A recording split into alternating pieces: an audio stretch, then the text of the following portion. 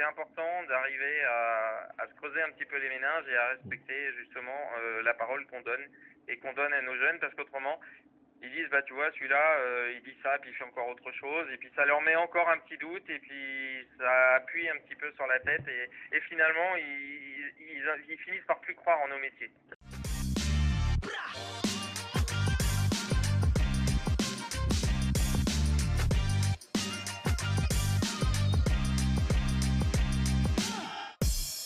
Monsieur chef Éric Guérin, je suis ravi de te retrouver. Campus des métiers, on le prépare, ça devait être le 12 mars. La chronologie ne fait que finalement c'est compliqué pour tout le monde et on s'est dit rendez-vous quand même parce que je te sais proche là aussi non seulement de ce patrimoine territorial mais aussi de ce patrimoine humain, c'est-à-dire ces jeunes femmes, jeunes hommes qui s'engagent dans ces missions, non seulement de la restauration et d'une manière plus large le tourisme.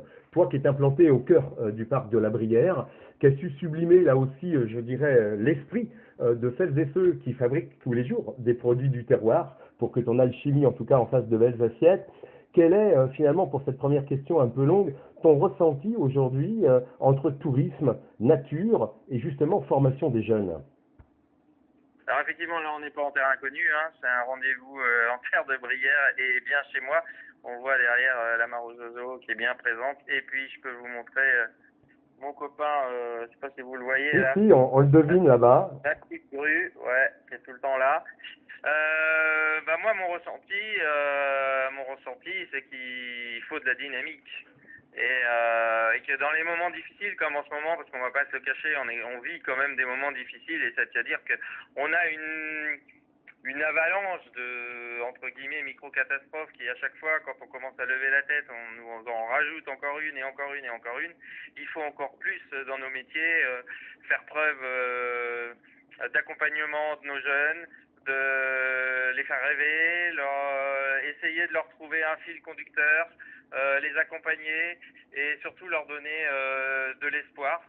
Et que cet espoir il soit transmis aussi à la clientèle, à travers nos maisons, à nos producteurs, bien accompagner nos producteurs. Et ça, tu sais aussi que moi j'ai sur le terrain un de mes anciens chefs, Oui. Benjamin, qui est l'ambassadeur de mes producteurs. Et grâce à lui, bah, je sais exactement ce qui se passe, et je sais qu'en ce moment, ils ont beaucoup de mal eux aussi. On n'en parle pas beaucoup, mais il n'y a pas grand-chose qui pousse, et ce qui a poussé a malheureusement pourri. Et c'est à nous d'essayer, avec ce qu'ils ont, de faire une cuisine locale et de pas tricher en allant chercher des produits dans d'autres régions, peut-être moins touchées par la pluie et par l'humidité, quoi. Eric, justement, on va revenir aussi sur cette idée, ce langage de la formation, mais on le voit bien, il y a des mots forts chez toi, c'est territoire, c'est auteur aussi, on est auteur finalement de sa cuisine, de son esprit, du plaisir que l'on veut confier aux autres, être engagé. C'est ça, je dirais, qui Oui. fait qu'on comprend soit le bonheur ou les malheurs des autres. Cet écosystème, il doit marcher ensemble et pas sillon après sillon, restauration, production, formation, ensemble. C'est une véritable chaîne, hein, et je pense qu'aujourd'hui, le vrai message dans l'engagement, c'est la sincérité de cet engagement. On a des jeunes aujourd'hui qui viennent chez nous avec un bagage plus ou moins lourd, hein, parce que c'est une génération quand même qui a été chahutée, qui se pose énormément de questions, qui a beaucoup de doutes, qui manque de confiance. Et c'est important quand ils viennent chez nous à la recherche d'un métier de pas tricher, de leur vendre ce pourquoi ils viennent à la rencontre de nos maisons, de ces chefs qui parlent de nature, qui parlent d'engagement autour de la nature, qui parlent d'engagement auprès des producteurs. Et c'est important, je crois, aujourd'hui de respecter ces engagements. Et moi, je sais que cette année, là, on a réouvert, nous, il y a un petit mois, là. Et tout de suite, j'ai pris l'équipe et je leur ai dit, excusez-moi, parce que vu ce qui pousse, ça va être très compliqué de respecter mes engagements auprès de mes producteurs, et que je vais peut-être être obligé d'aller chercher des choses ailleurs. Finalement, là, on vient de faire un millefeuille de choux avec les feuilles de lentilles de Pontchâteau, tu vois. En fait, je me réinvente. Oui. Je fais un petit beurre nantais en vinaigrette avec. Je me réinvente avec des échalotes, du chou, des lentilles, voilà, avec ce que j'ai autour de chez moi. Et c'est important d'arriver à se creuser un petit peu les méninges et à respecter justement la parole qu'on donne et qu'on donne à nos jeunes, parce qu'autrement, Ils disent, bah tu vois, celui-là, il dit ça, puis il fait encore autre chose, et puis ça leur met encore un petit doute, et puis ça appuie un petit peu sur la tête, et finalement, ils finissent par plus croire en nos métiers. J'écoute tes propos, je me dis, on le voit bien qu'il y a un duo gagnant entre la formation sur finalement tous ces outils, lycée, formation professionnalisante et expérimentation. En t'écoutant, on voit bien que cette expérimentation, c'est aussi des fois sans se trahir, mais c'est le pas de côté, c'est la curiosité, l'ingéniosité, ce qu'on apprend dans le monde de l'entreprise, dans la restauration, bien sûr en particulier, où l'alchimie est au cœur finalement du quotidien. Parce que tous ces ingrédients, c'est du vivant. Le vivant, c'est ce que vous cuisinez, mais c'est ceux et celles qui le cuisinent également. La symbiose, de nouveau, elle se fait là. Ouais, et le vivant, je crois, aujourd'hui, c'est aussi savoir faire face à des tas d'aléas. On passe notre vie à faire face à des tas de choses. Et je crois que bah, les générations futures, aujourd'hui, il faut qu'elles aient ces armes-là. Et je ne sais pas si on les a bien préparées pour ça, pour combattre contre tout ça, et surtout trouver le positif. Parce que l'important, c'est on a un beau pays, on a des gens qui travaillent avec un vrai savoir-faire, et on le dit peut-être pas assez. On parle trop des problèmes, on parle trop des soucis. Alors ça, on en aura tout le temps, et moi, depuis le début, j'en ai toujours eu. Hein. Je suis passé par tous les états à la On le mare aux sait, ouais. oiseaux. Mais la mare aux oiseaux, elle est là. Elle a triplé ou quadruplé de volume depuis que j'ai commencé il y a 31 ans. Et si je peux vous montrer un petit scoop, allez, ça c'est pour vous. Oh, Mais le on scoop va pas aller printanier. bien loin. Ouais. On va pas aller bien loin. Demain, elle est là et elle est en train de se construire. Ok. Bonjour. Voilà, donc malgré tout, et malgré la conjoncture difficile, et malgré tout ce qu'on veut, le fait qu'on dit qu'on trouve pas de personnel, qui sont moins motivés, que tout ça, ben moi, à 56 ans, je relance encore une grosse phase de travaux. Et cette phase de travaux, je la relance pas pour moi, je la relance pour l'avenir, pour la suite de la mare aux oiseaux, pour ceux qui seront là quand moi je n'y serai plus. Et D'accord. je continue à avancer pour cette belle maison, pour la vitrine pour la région, pour les producteurs, et voilà, et parce que j'y crois et parce que j'ai le cœur à le faire. Justement, ce cœur, je voulais pas qu'on oublie, c'est les formateurs, parce qu'on parle pas souvent d'eux. Ils sont ce relais des fois assez invisible dans l'apprentissage entre ce monde de l'éducation, de la formation et ton monde à toi, de l'expérimentation. Tu penses qu'il faudrait peut-être créer des outils entre professionnels, formateurs et restaurateurs, peut-être plus aguerris aujourd'hui, parce que le monde, on le voit bien, a changé, tu viens de l'évoquer, et peut-être pour nourrir des confiances, nourrir des espoirs, nourrir là aussi, je dirais, des volontés auprès de jeunes qui peuvent finalement se projeter en décennies, en tout cas, sur ces métiers de la restauration et de l'hôtellerie. C'est vrai qu'on vit une époque qui évolue très très vite, où justement il faut avoir des clés. Je pense que les clés ont un petit peu changé, et peut-être qu'il faudrait créer plus de liens entre les formateurs et la vie professionnelle. Alors moi j'ai l'occasion ici de recevoir, allez, on va dire 2 profs par an Ouais. qui de leur plein gré décident de venir passer 15 jours, 3 semaines avec nous. Je crois que cet échange et ce rapport de retour quelque part à une certaine vérité, ou en tout cas sur la scène de nos métiers, est important, aussi bien en cuisine qu'en salle. Moi je parle toujours pour l'ensemble des métiers de la restauration, puisque je mets autant d'énergie dans les équipes de salle, ont aussi besoin et une vraie volonté de retrouver une ADN et une essence. Et je pense qu'il y a tellement de choses à faire, tellement de choses à dire.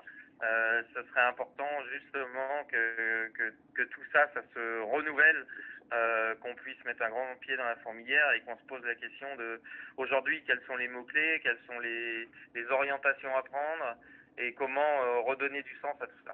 Tu évoquais pour terminer cette notion de terroir et de territoire. On voit bien que face à une mondialisation qui nous impose en tout cas une standardisation, une uniformisation des goûts, c'est un grand drame en tout cas pour nos sociétés, pour nos générations. Tu incarnes ce village gaulois, vous êtes encore des milliers heureusement, à défendre là aussi cette gastronomie. On voit bien que le goût, en tout cas pour nos jeunes en formation, est certainement une lecture, un langage. S'ils goûtent, ils vont comprendre, ils vont vouloir faire, peut-être transcender. C'est peut-être là, je dirais, l'espoir que nous avons, c'est les initier encore plus au plaisir du goût. Oui, alors désolé, il y a des travaux à côté, ça Ouais, commence. c'est normal.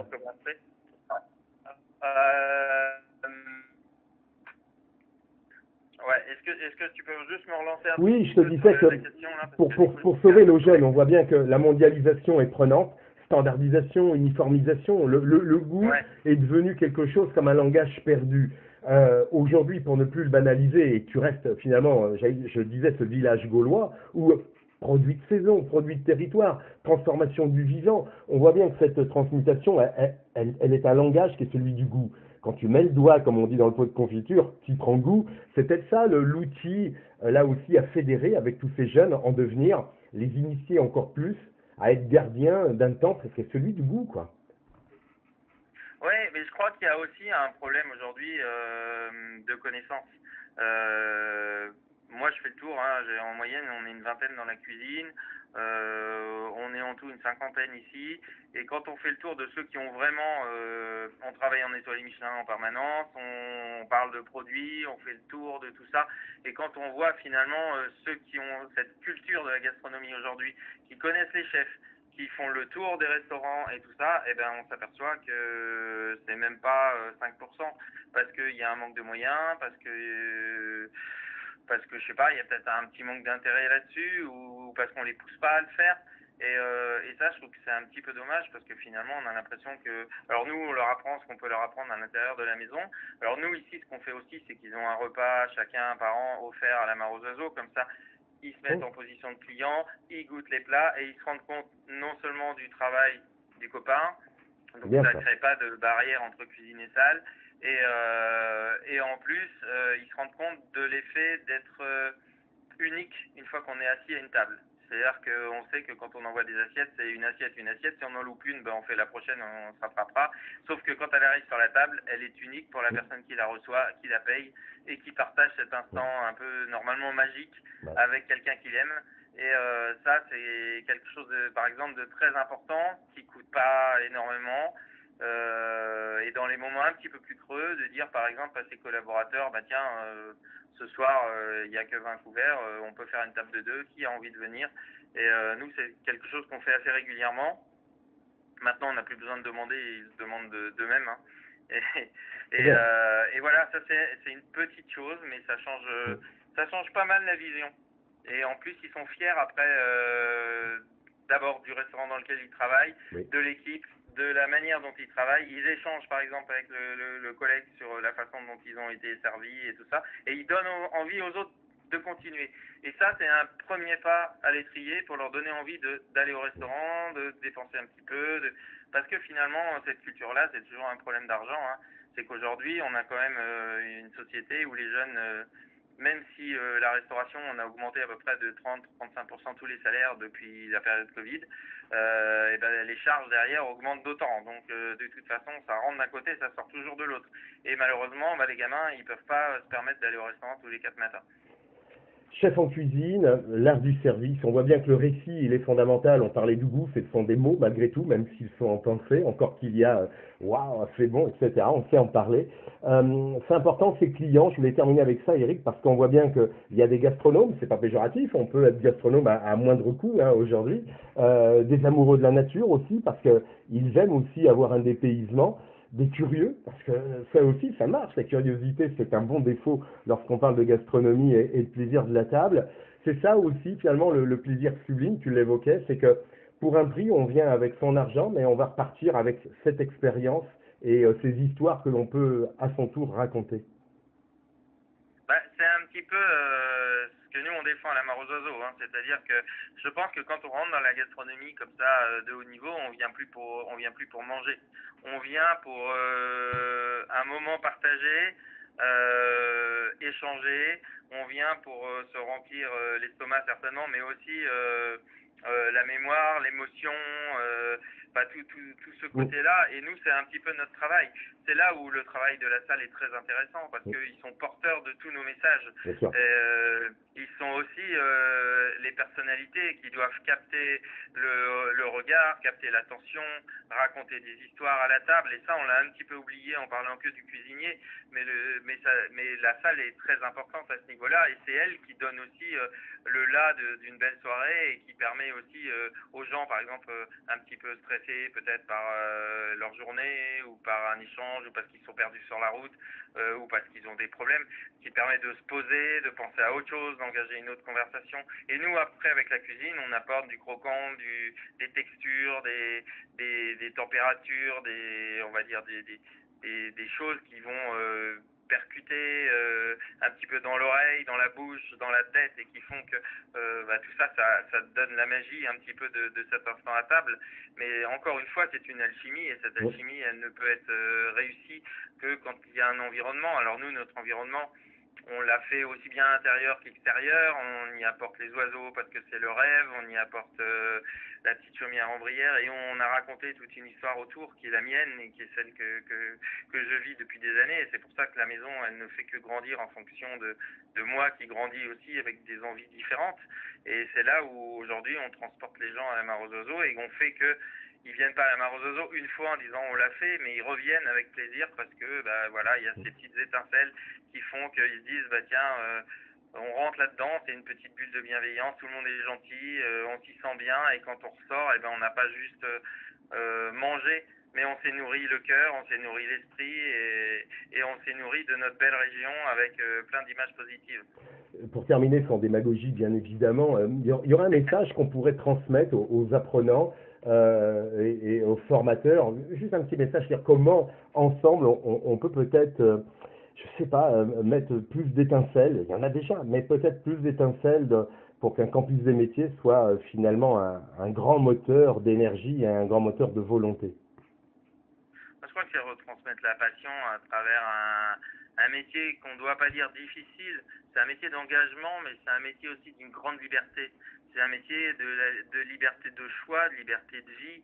C'est-à-dire qu'effectivement, moi aujourd'hui, j'ai choisi d'être étoilé Michelin et de travailler dans un restaurant où j'y passe beaucoup de temps. Mais par contre, j'ai construit ma vie autour et c'est magique. Ça me permet de voyager à travers le monde.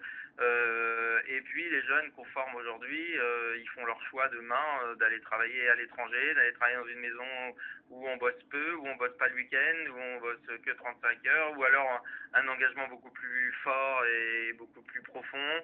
Ils peuvent travailler, moi j'ai un petit là, on a fait plusieurs 4 mains avec des chefs mexicains, et voilà, au mois de janvier il est parti au Mexique tout seul, comme ça c'est la première fois qu'il voyageait, et il a emmené son père, il est allé faire un tour du Mexique, et là il est rentré, il a les yeux comme ça, c'est un petit en apprentissage, et ça c'est génial parce qu'on se dit voilà, on a apporté autre chose et les gamins il dit quand j'ai fini chez vous chef, je pars au Mexique et nous avec nos relations aujourd'hui on va lui trouver un chef au Mexique et alors lui il est en salle et il va aller travailler dans une maison au Mexique et voilà, et c'est cette liberté là qu'on a en restauration, c'est qu'on peut choisir le style de restauration, la maison dans laquelle on veut travailler. C'est plus trop comme avant où il fallait trouver une maison, il y avait des CV dans tous les sens et il fallait faire sa place. Aujourd'hui, je crois que c'est un métier dans lequel il y a tout le temps du travail et dans lequel, quand on est dans une place et que ça nous plaît pas, il faut pas se faire du mal, il faut juste aller chez un autre chef qui nous convient un petit peu mieux ou une catégorie qui nous convient mieux, mais on a cette véritable liberté et de voyager et de bouger et de rencontrer des gens et de transmettre des histoires à travers une maison, à travers un territoire, à travers son expérience, à travers les gens qu'on rencontre. Et c'est ce qui est un petit peu important aussi, c'est-à-dire que moi par exemple j'ai travaillé pendant 10 ans à Paris et aujourd'hui tous les gens avec qui j'ai travaillé, j'ai plus de contact et c'est dommage parce que voilà, c'est les gens avec qui j'ai vécu des moments très forts. Nous dans notre maison on essaye aussi de rapprocher les gens, de faire des véritables histoires qui durent et de faire et surtout de garder ce contact qui fait que ceux qui partent reviennent tout le temps nous voir et on garde ce fil conducteur, on les suit, on sait où ils sont, ce qu'ils ont fait, leur parcours. Et pour moi, ça c'est une vraie richesse aussi en tant que formateur, c'est de me rendre compte que j'ai donné quelque chose, mais qu'en retour, j'ai une vraie passion, des gens qui sont restés dans ce métier-là.